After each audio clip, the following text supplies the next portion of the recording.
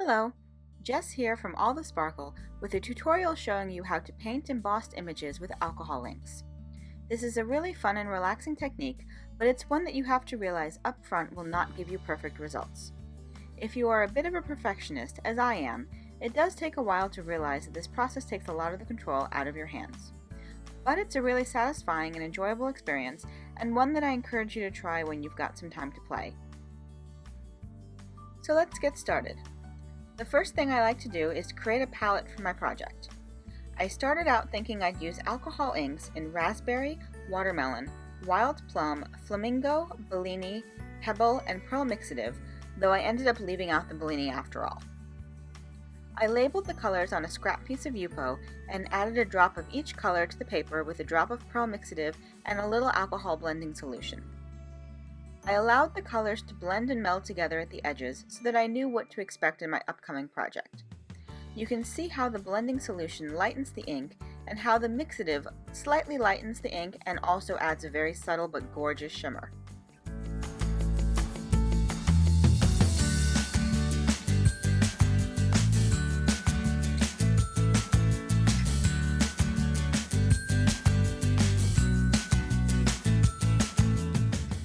As I worked, I kept the palette nearby so that I could use it as a reference to see how the colors would meld together.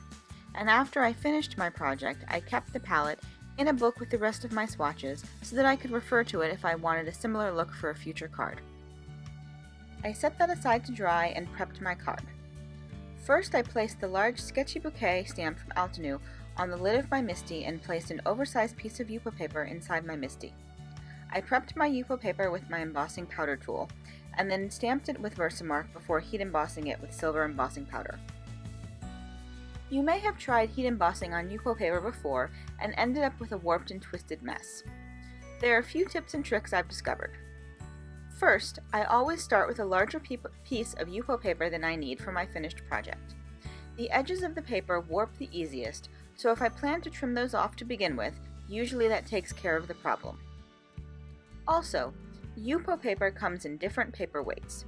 For this project, I'm using heavyweight Yupo, which generally takes heat much better.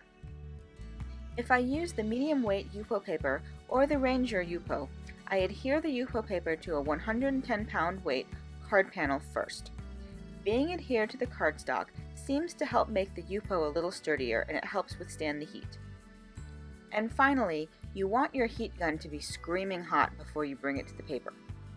Generally, I give it 15 to 30 seconds to warm up when doing regular heat embossing. On Yupo, I wait at least a minute before bringing the gun to the paper. When I bring the heat gun over the paper, I keep it moving slowly to avoid focusing too much heat in an area. You'll see that the paper moves a little bit and warps just a tiny bit, but I have one more trick for dealing with that when you're done. Overall, if you keep the heat gun moving steadily across the paper, the warp will be minimal. Once you're done heat embossing, while the paper is still a little warm, gently bend it and curve it back and forth. If you keep it moving as it cools, it's less likely to warp. Once it's totally flat, I wipe off the excess powder with a Swiffer dusting cloth. Okay, now we're ready to start the fun part. Full disclosure ahead. I'm going to speed up parts of this process, but it took me about an hour to paint the flower, and 30 minutes or so of drying time in between the various steps. First, I tape my Yupo paper to a cutting board for easy moving and more stability. To color the petals of the flower, I'm mostly going to work on one section at a time, and rely a little bit on gravity and a little on these tiny plastic Q-tip sticks. I believe these sticks are used for microblading, but you can easily find them on Amazon. I drop the darker alcohol ink color into where the center of the flower would be, and then add a drop of mixative and a tiny drop of blending solution. I allow gravity to blend the drops together and occasionally help it along with a little Q-tip stick. Usually the embossing powder will contain the liquid, but inevitably some will escape and leak around the image. The first few times this happened, I immediately trashed the project. But I started to realize it was always going to happen, and I could either embrace it or waste a lot of Yupo paper. So I had my Tim Gunn Project Runway moment and decided to make it work. As I work, you'll see that sometimes I use a small piece of paper towel, or a Q-tip dipped in blending solution to kind of move the ink around or lighten it a bit, but I try not to let it bother me too much.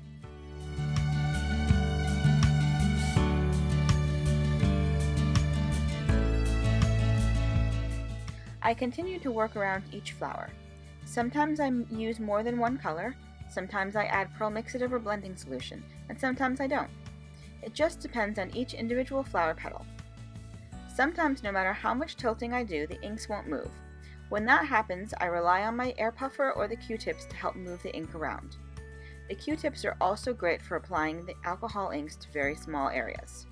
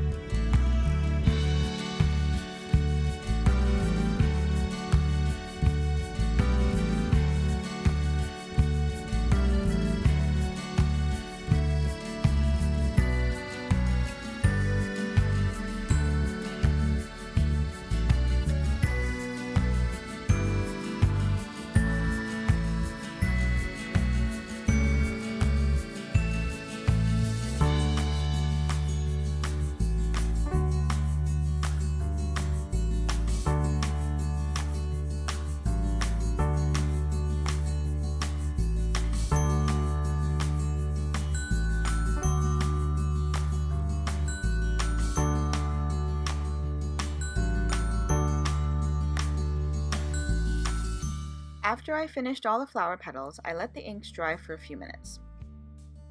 Then I colored the stems using PEBBLE alcohol ink.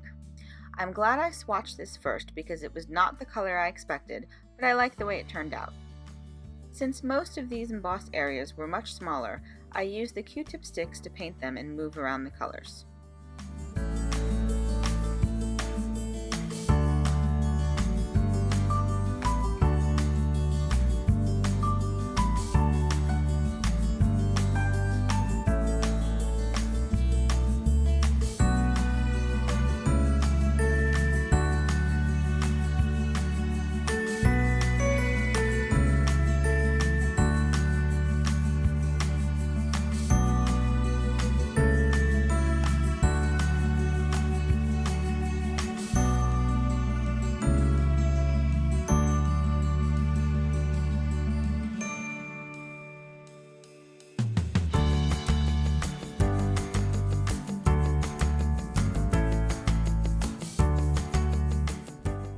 I let the panel dry and then placed it in my splatter scrap box. I added a few drops of flamingo ink to an acrylic block and used one of the Q-tips to flick splatters of ink on my project panel. I repeated the process with wild plum alcohol ink, silver mixative, and blending solution. The blending solution acts similar to water on distress inks. It lightens and moves the color around, which creates an interesting effect on your end project. I set that aside to dry for about 20 minutes as the mixative splatters take a little longer to dry fully.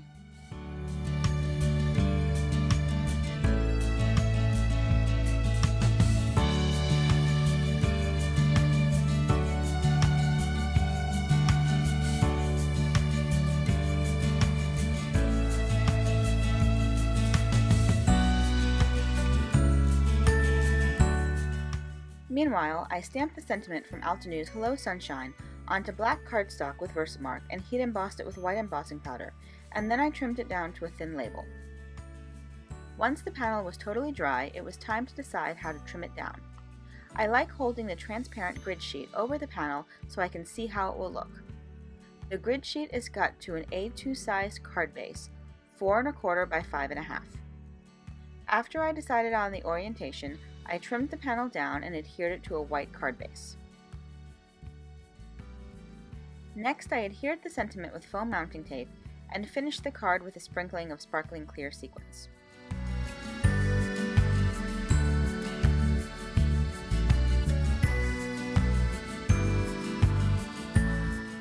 And that's it. I hope this gives you more ideas for how to use alcohol inks in different ways. You can get really pretty results that look similar to loose watercoloring, but with very bright and vibrant colors. If you liked my video, please give it a thumbs up and click the subscribe button so you won't miss any of my future videos. Thanks so much for watching, have a fabulous day, and happy crafting! Bye!